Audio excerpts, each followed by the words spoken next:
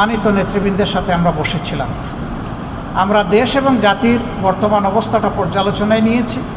আগামী দিনে 12 দলীয় জোট কী করতে পারে, জামাত ইসলামী কী করতে পারে, অন্যান্য রাজনৈতিক দলগুলা কী ভূমিকা পালন করা উচিত, আমাদের সিভিল সোসাইটির কী ভূমিকা থাকা উচিত, এদেশে ওলামায়ে কেরাম যারা আছেন তাদের ভূমিকা ছিল, আগামীতে কী ভূমিকা থাকা উচিত। কারণ আমরা সকলেই নির্যাতিত ছিলাম। এই মজলুমদের আগামী দিনে দেশ গড়ার জন্য কর্তব্যটা কী হবে, মূলত সেই বিষয়গুলো নিয়ে আমরা আলাপ আলোচনা করেছি এবং আমরা আশাবাদ ব্যক্ত করছি যে আমাদের এই ধরনের আলাপ আলোচনা এবং বসা একসাথে চলবে। জনগণের ঐক্য দিনের পর দিন সুদৃঢ় হবে এবং রাস্তায় ছাত্র জনতা আমরা একাকার হয়ে যে কোনো ষড়যন্ত্র এবং চক্রান্তকে আল্লাহর উপর ভরসা করে ইনশাআল্লাহ আমরা মোকাবেলা করব।